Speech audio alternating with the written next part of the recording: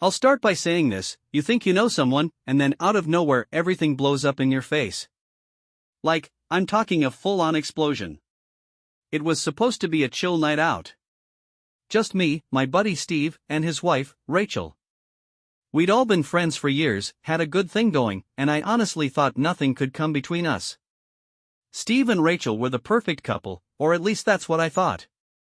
They were the kind of couple who had this unspoken understanding, like some weird, silent pact, you know? No one questioned their relationship, no one dared to. Rachel was beautiful, and Steve, well, he was a decent guy, a little rough around the edges, but that was his charm. And me? I'm the third wheel in this little trio, but I never minded. It was all cool. So, when they invited me to join them for a night out at a hotel downtown, I thought nothing of it. Maybe a few drinks, some laughs, nothing too crazy. What happened next, though, is something I'll never forget. It wasn't the alcohol. It wasn't even the ridiculous fight that would break out hours later. No, it was the damn gun that started all this. The gun that my best friend's wife used to threaten me with, in the middle of a parking lot, just because she caught a cold. It doesn't make sense now, and it didn't make sense back then either. But that's how the night began, and it all went downhill from there. Okay, so here's where things get real weird. At first, I had no idea what was even going on. When they invited me out, I thought it was going to be just like any other night: dinner, drinks, maybe some awkward small talk. But there was something off about the vibe from the start. I didn't know it at the time, but Steve and Rachel had been planning something different. You see, Rachel and Steve had been experimenting with some pretty wild ideas in their marriage. And before you jump to conclusions, no, it wasn't like some crazy swinger stuff, at least not how you'd think. They had this thing where they both liked the idea of pushing boundaries, exploring things that most people wouldn't even talk about. At one point, during a late-night conversation when we were all pretty buzzed, Rachel mentioned that she and Steve had been toying with the idea of a threesome. But not just any threesome, she wanted me involved. I know, sounds insane, right? But I figured, okay, maybe it's just drunk talk. We're all friends, no harm in joking around. But, no. This wasn't a joke. It was a plan. A plan that involved Rachel, Steve, and me in a hotel room, and not for a casual hangout. It wasn't supposed to be anything serious. They'd both had a lot to drink, and Rachel made it clear that she was down for an adventurous night. So, the idea was that she and I would, do our thing, while Steve watched from the sidelines. Yeah, you can imagine how awkward that sounded to me. But, honestly, I didn't think too much of it. Maybe it was the alcohol or the fact that I didn't want to rock the boat. The plan was made. We were all set to go, but then, well, Rachel came down with a cold. And that's when everything flipped. It was supposed to be a small inconvenience, right? A little cold. No big deal. But Rachel was adamant that she wasn't feeling well, and you could tell by her voice that she wasn't faking it. She had that congested, scratchy throat thing going on, and her eyes were half-lidded. At first, Steve was annoyed. He'd been hyping up the night all week. They'd been talking about it for days, making plans like it was the most natural thing in the world. Rachel had even made it clear that she was into the idea of pushing boundaries and trying something new. But now she was sick. So, what was supposed to be a night of risky excitement suddenly became a situation where Steve wasn't happy, and Rachel wasn't in the mood. And me? I wasn't sure how to feel. The plan was weird from the start, but I had been going along with it, more out of a sense of loyalty to Steve than any genuine interest. I mean, I didn't want to seem like a prude or a buzzkill, so I kept my mouth shut and rolled with the punches. But as the night wore on, something shifted. I could feel the tension between Steve and Rachel, this unspoken frustration growing between them. It was clear to me that Steve was disappointed, but also angry. I couldn't put my finger on it. It was like the idea of not getting what he wanted was too much for him to handle. And let's be honest, Steve had a pretty heavy drinking problem, so when he was upset, he didn't exactly keep it under wraps. The longer the night dragged on, the more I saw him stewing in that familiar drunken frustration. At some point, Rachel retreated to the bedroom to rest, trying to nurse her cold, and that's when everything went south. So, Rachel went to lie down in the bedroom, hoping to rest and recover, but that only made things worse. Steve wasn't having it. He paced around the hotel room, making snide comments under his breath, drinking more and more, his mood getting darker by the minute. It wasn't long before his frustration reached its breaking point. I should have known it was coming. Steve had this side to him. The side that when things didn't go according to plan, he'd throw a tantrum. But this wasn't just a little fit. This was different. He started yelling, calling Rachel selfish for getting sick, for ruining what was supposed to be a special night. His voice got louder, and the tension in the air was thick enough to cut with a knife. I remember Rachel asking him to calm down, her voice soft and hoarse from the cold, but Steve wasn't listening. He kept going, getting more erratic, his words slurring as he got more drunk. And me? I stood there awkwardly, not knowing what to do. This wasn't my fight, but it was clear that the night was spiraling out of control. Then, it happened. Steve started banging on the bedroom door, demanding Rachel come out and talk to him. He was getting really worked up, and I could feel the situation turning dangerous. When Rachel didn't respond, he lost it. He started throwing things around the room, slamming his fists against the walls. At this point, I was seriously considering leaving. I didn't want any part of this mess. But before I could make any moves, Steve turned to me with this wild look in his eyes. "You think you're better than me?" he yelled, swaying on his feet. "You think you can just be the good guy and walk away from this? Huh?" I tried to calm him down, but that was a mistake. He didn't want to hear it. He wanted to lash out. And that's when he did the unthinkable. You could feel it in the air, a shift, a sudden change in the atmosphere. Steve wasn't just angry anymore. He was unpredictable. His eyes, wide and unfocused, locked onto something near the dresser. That's when I saw it. The gun. It was an old revolver, the kind that had clearly been kept hidden for a while. I had no idea he even owned one. Where the hell had he gotten it? But at that moment, it didn't matter. His fingers were gripping it tight, and my stomach dropped. "Steve, put it down," I said, voice shaky. My heart was pounding in my chest. But he didn't. Instead, he pointed the gun at the ceiling, his hand unsteady as he took a few steps toward the door of the hotel room. "If she won't come out and apologize to me, then everyone is going to know what happens when you don't follow through on your promises," he slurred. His voice was cold now, detached, like he wasn't even fully aware of what he was doing. I didn't know what to do. I was frozen in place, trying to process the situation. The gun. The anger. Rachel, still locked away in the room, probably terrified by the sounds of Steve's ranting and the banging on the door. He turned toward me, his eyes wild, and that's when I knew this wasn't just a drunken tantrum anymore. This was serious. This could go really badly. "You think I'm crazy?" Steve said, almost in a whisper, his voice trembling. "You think I'm just some drunk? Well, guess what? I've got a gun now. I'm the one in control, not you. Not Rachel. Me." I could feel the sweat running down my back as I tried to make sense of what he was saying, tried to figure out how to get out of this alive. I kept thinking, this can't be real. This isn't happening. But it was happening. I don't even know how I ended up outside.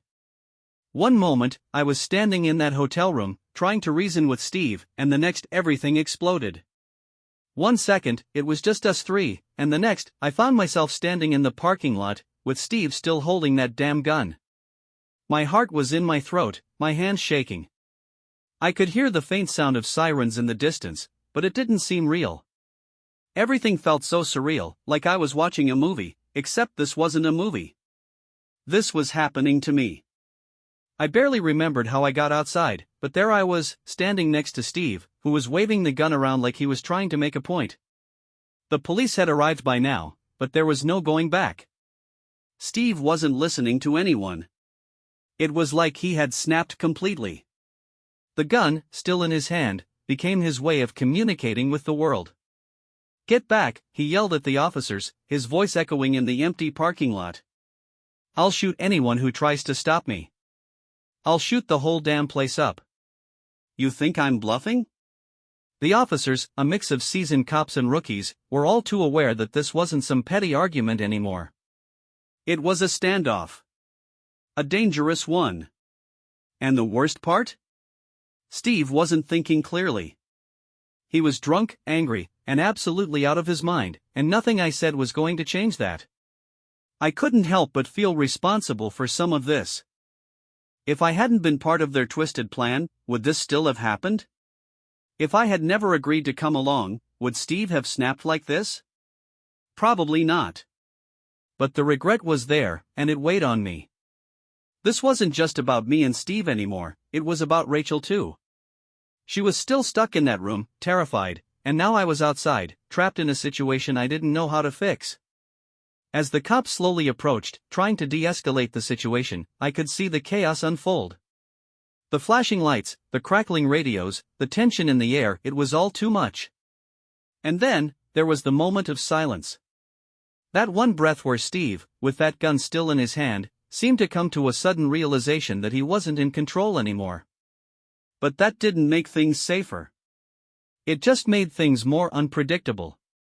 There was a strange, heavy silence that hung in the air as Steve stared at the police. For a brief moment, it felt like time slowed down, like everyone involved had momentarily stopped breathing, unsure of what the next move would be. The police had surrounded the area now, all standing back, waiting for the right moment to make a move. But Steve wasn't making it easy.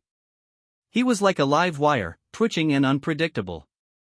"Don't come any closer," he shouted, waving the gun at them. His eyes were bloodshot and unfocused, and I could see how the alcohol had clouded his judgment. He wasn't thinking rationally anymore. The gun was more than just an object now. It was his last stand, his way of showing the world he was in control even though he wasn't. I tried to talk to him again, just a soft, pleading voice. "Steve, put the gun down. This isn't you. It's going to end badly, man. Please." But he just shook his head, laughing bitterly. "What do you know? You don't get it. I'm not some damn joke, okay? You think you can just waltz in here and pretend like everything's fine?" His voice cracked, full of raw, unfiltered emotion. There was hurt there, mixed with all the anger. He was spiraling, but there was also something else, a desperation. It wasn't just about Rachel or the plan that had gone wrong. It was something deeper, something that I didn't fully understand until later. I felt helpless. Every word I said seemed to fall flat. The situation was way beyond anything I could fix. As the minutes ticked by, the standoff became more and more tense. I could hear the distant sound of the SWAT team assembling in the background, readying for a potential confrontation. They'd been called in, and I could feel the weight of that decision hanging over us all. But even as the cops tried to negotiate with Steve, I couldn't stop thinking about Rachel, stuck inside the room, probably terrified beyond belief. I didn't know if she was okay, if she was safe, or if Steve was going to lose it completely. The question in my mind was simple: how had it all gotten this far? The situation wasn't getting any better. Steve was still waving the gun around, getting more erratic by the second. The cops were trying to talk him down, but it wasn't working. Their calm, professional voices were met with Steve's rambling, angry rants. Every word he spat was soaked in frustration and desperation. The gun still held tight in his hand, shaking like it was a lifeline he couldn't let go of. I was stuck in a nightmare, watching it unfold in real time. I knew this was going to end badly, I just didn't know how. Would he shoot someone? Would the police be forced to shoot him? I had no idea. But I did know one thing: things were rapidly approaching a breaking point. And then, for a split second, the tension broke. Steve's voice wavered, and his shoulders slumped. It was like he'd realized something in that moment, something that took the wind right out of his sails. "I didn't want it to be like this," he muttered, almost to himself, his voice cracking. "I didn't want to hurt anyone. I just wanted..." His words trailed off, and his grip on the gun loosened slightly. The air felt like it was thickening around me. I had no idea what was going through his mind, but I could feel the shift. It was like he was losing his nerve. Or maybe he was realizing, in some strange way, that there was no going back. The cops took a slow, cautious step forward. Their voices were calm, even reassuring. They kept telling him to drop the weapon, telling him it wasn't too late to make this right. But before anyone could move any further, Steve lifted the gun again. "No one's going to stop me," he growled, as if trying to convince himself. His eyes locked onto me, and I saw that flicker of something, the same anger, but now mixed with a strange kind of fear. In that moment, I was frozen. I knew what he was capable of now. I didn't know what would happen next, but I couldn't just stand there and watch him destroy everything. And that's when it hit me, I had to do something. I couldn't just let this go on. I had to try to talk to him one more time. I don't know what possessed me to step forward. Maybe it was the desperation, or maybe I just couldn't stand the idea of things spiraling any further. But I moved closer to Steve, slowly, carefully, trying to keep the space between us from feeling threatening. "Steve, listen to me," I said, my voice calm, trying not to show how much my hands were shaking. "This isn't the way to fix anything. I get that you're angry, but this isn't you. You don't want to hurt anyone." He didn't answer at first, his eyes darting back and forth, looking at the police, at me, at the gun in his hand. His breaths were coming faster now, like he couldn't catch up with his own thoughts. He was slipping. "I don't know what you're feeling right now, man," I continued, keeping my voice steady. "But you've got to understand, this isn't the way. You can't solve this by threatening people. I'm your friend, Steve. We've been through too much for you to let it all end like this." For a moment, there was no response. He stood there, staring at me, the gun hanging loosely in his hand. Then, he let out a shaky breath. "I didn't want it to be like this," he whispered again, his voice almost breaking. "I just wanted everything to stay the same." The words were so quiet, so full of regret. It was like he was talking to himself more than to me. And that's when I realized it, this wasn't about me.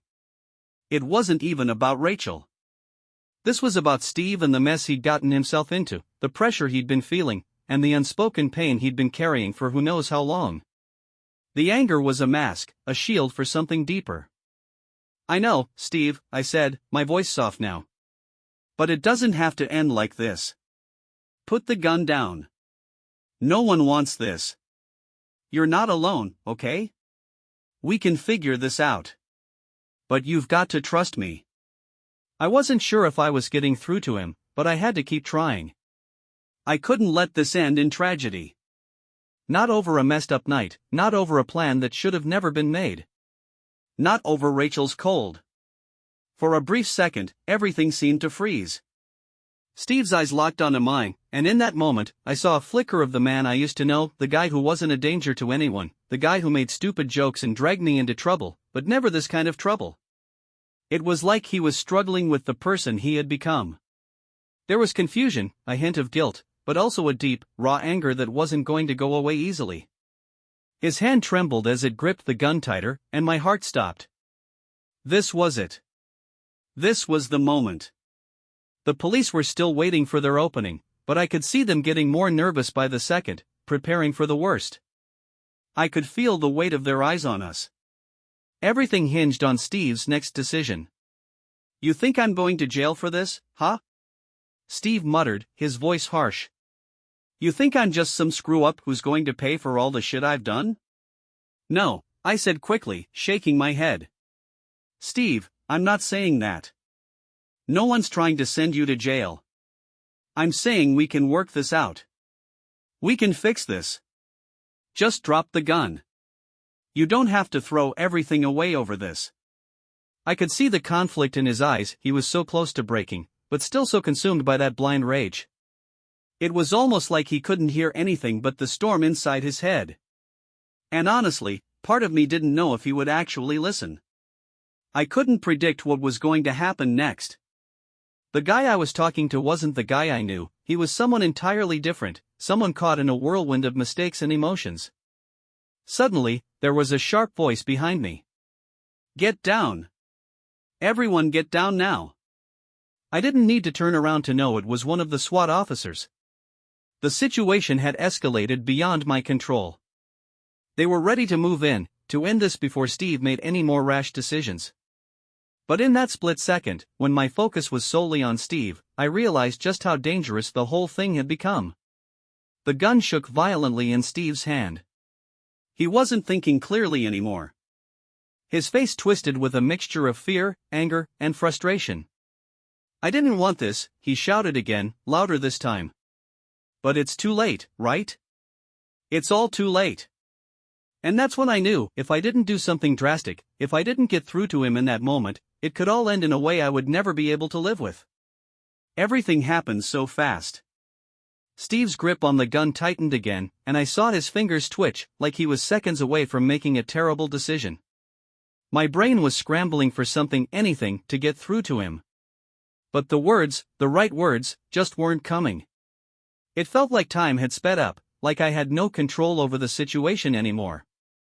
Then, out of nowhere, Steve dropped the gun. The sound it made hitting the ground was deafening. A metallic clink followed by a heavy thud. For a split second, my heart stopped. Was this the moment I'd been waiting for? Had I finally reached him? I took a cautious step forward, my mind racing. Was he about to snap back to his senses, or was this just a momentary lapse in his rage? The tension in the air was thick enough to suffocate. Steve dropped to his knees, his hands shaking violently. "I didn't mean to," he muttered, his voice low, broken. "I never meant for it to get like this. I didn't want to hurt anyone." I didn't know what to say, how to respond. I was standing there, watching my best friend fall apart, and I couldn't help but feel responsible for some of this. If I hadn't gone along with their messed up plan in the first place, would this have ever happened? But there was no time for regret now. There was only action. The police, who had been tense and on edge, began to approach cautiously, their weapons lowered, but still ready. They spoke in low tones, trying to keep the situation from escalating again. One officer, a woman with a calm but firm demeanor, stepped forward. She was the one who finally took control. "You're safe now," she said, her voice steady. "It's over. No one's going to hurt you." I stood there for a moment longer, watching Steve, who was still on his knees, staring at the ground. He wasn't in control anymore. It was like the fight had drained out of him. Whatever anger or fear had been driving him had evaporated. But the damage was done. The night that was supposed to be about fun and adventure had turned into something none of us could undo. The chaos didn't end when Steve dropped the gun. It was just the beginning of a different kind of storm. The police swarmed the area, cuffing Steve and taking him away. I watched as they led him to the squad car, his head hanging low, looking like a shell of the person I had known for years. It was surreal, like seeing a stranger in his place. And in that moment, all I could do was stand there, numb. They still hadn't let me back into the hotel room. I kept trying to get to Rachel, but they told me it was too dangerous, that they had to clear the area first. It felt like hours passed, though it was probably only a few minutes. My mind was spinning, replaying everything that had happened, the plans, the fight, the gun, the standoff. It was like everything had been leading to this tragic moment, and I couldn't figure out how to make sense of it. I finally got inside. Rachel was sitting on the bed, wrapped in a blanket, her eyes wide with fear. She hadn't said a word when I walked in, and for a moment, I wasn't sure if she was okay. "Rach," I said softly, sitting beside her. She didn't look at me. Her gaze was fixed on the floor, her hands wringing the edge of the blanket nervously. "How could he do this?" she whispered, her voice breaking.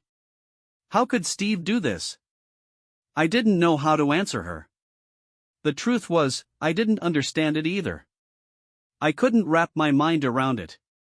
The man I had been friends with for so long, the one who had always been impulsive but never violent, had just brought everything crashing down. "He was drunk, Rach," I said, my voice distant. "He was drunk, and he lost it. This isn't the guy I know."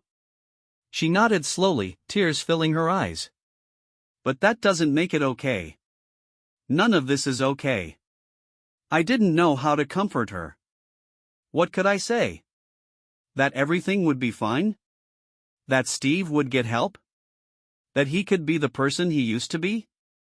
I wanted to believe that, but right now, it didn't feel like there was any easy fix. No sorry could undo what had happened. I felt a cold emptiness creeping in, the weight of what we'd all gone through settling over me. Steve wasn't just a friend anymore. He was a person who had crossed a line that couldn't be uncrossed. And Rachel? She had to live with the fact that, for a night, she had agreed to something that spiraled into all of this. This wasn't just about betrayal, it was about how fragile everything can be. One wrong move, one impulsive decision, and it could all fall apart. It was strange, sitting in that hotel room with Rachel, trying to figure out how we'd both gotten to this point. I kept telling myself that things had spiraled out of control, that Steve wasn't himself, that none of this was what anyone had planned. But the truth was hard to deny. It was hard to justify the mess we'd made when it was clear as day how deep the problem went. Rachel, still wrapped in her blanket, stared out the window, her arms hugging her knees. It was like she was lost in thought, processing everything in her own way, but I could see the guilt weighing on her too. The same guilt that was gnawing at me, the same thoughts I couldn't shake. What if we'd never gone along with this ridiculous plan in the first place? I'd always known Rachel had her quirks. She and Steve had a complicated relationship, things were never easy between them. But this? This wasn't just about their weird dynamic or some twisted night of drunken promises. This was about deeper issues, things I had never fully understood. Do you think he'll ever be the same? Rachel asked suddenly, her voice low and shaky. I didn't have an answer. Could he be? Could any of us go back to the way things were before? I don't know, I muttered. The words tasted bitter, like I was lying, even though I wasn't trying to. I didn't know how to offer any real comfort when it felt like everything we'd done had led to this moment. She turned to look at me, her eyes searching my face, trying to find something, anything, to hold on to. Do you think he can change, or do you think we're just stuck with what he's become? It was a tough question. One I wasn't prepared to answer. I hope he can, I said, and it was true. I didn't want to believe Steve had completely crossed a line that couldn't be uncrossed. I didn't want to believe that we couldn't go back to being just regular idiots again, making bad decisions but never hurting anyone. But I knew it wasn't going to be easy. Steve had crossed a line, a huge one, and it wasn't something that could be forgotten or brushed aside. The sound of a police officer knocking on the door pulled me out of my thoughts. He was there to give us the rundown on what would happen next. They'd taken Steve to the station for questioning, but they had warned us both that this wasn't just a night of chaos. It was much worse than that. There would be consequences. We'd both be dragged into it. They wanted statements, and they needed us to cooperate. But that wasn't what bothered me. What bothered me was the realization that we were all in this together now. There was no way to separate ourselves from what had happened. Steve wasn't just in trouble, we were now a part of it. And there was no turning back. The next few days were a blur. After the police took Steve away, we had to deal with all the fallout. The investigation into what happened that night became a media frenzy, and the hotel had to deal with its own public relations nightmare. I never expected to be at the center of something so insane, but here I was, watching my life unravel in real time. Rachel and I stayed at the hotel for a few more days, trying to avoid contact with anyone except the authorities. But even in the quiet, with nothing to do but wait, the tension between us never fully dissipated. There was too much unsaid, too many questions that couldn't be answered right now. We had both been pulled into something we hadn't expected, and neither of us knew how to make it right. And then came the inevitable, the moment I had feared the most. The phone call. It was Steve's lawyer. The charges were serious, terroristic threats, possession of a weapon, assaulting an officer. The list went on.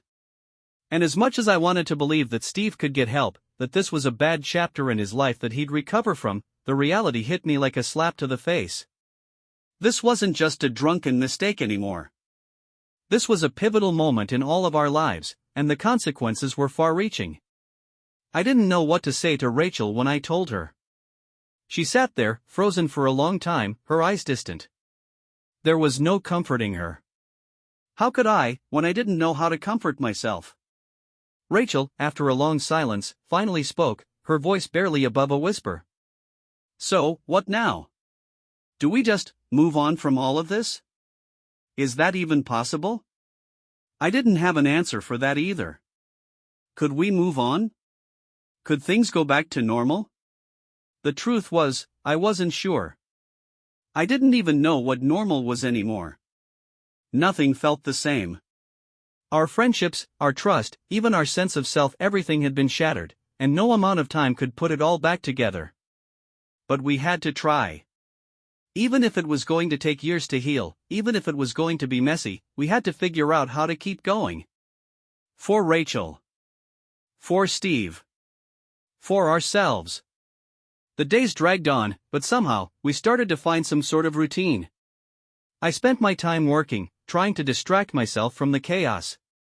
Rachel, on the other hand, withdrew even more, spending hours on the phone with Steve's lawyer, trying to figure out what the next steps would be.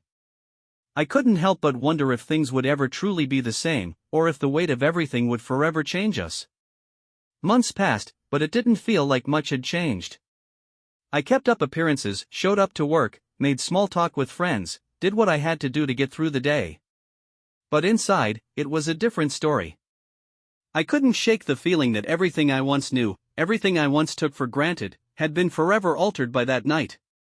Steve's trial came and went. The charges were as bad as we'd feared. He pled guilty to some, and the others were dropped in exchange for a plea deal. He'd served time, and for a while, it seemed like everything in our lives was just a waiting game. Waiting for Steve to get out. Waiting for Rachel and me to find our footing again.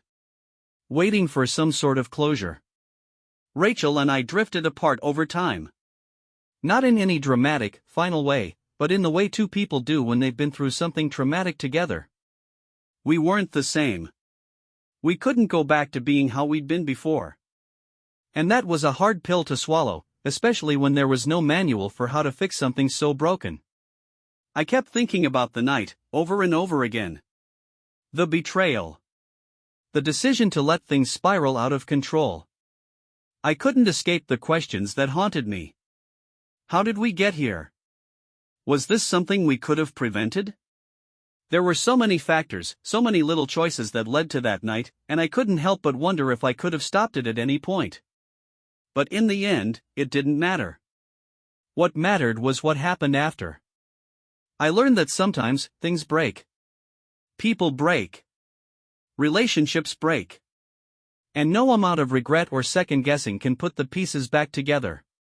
The experience taught me something I wasn't ready to learn: you can't control everything, and you can't protect everyone. Sometimes, all you can do is watch things unfold, try your best to pick up the pieces, and move forward. I think that's the hardest lesson to learn, accepting that sometimes, there's no fixing things. And maybe, just maybe, that's okay. As for me, I'm still figuring it out. Still picking up the pieces, still learning to move forward. It's messy, it's painful, and it doesn't look anything like what I thought my life would be. But it's mine. And in the end, that's what we all have: ourselves, the lessons we take with us, and the hope that the next chapter will be different.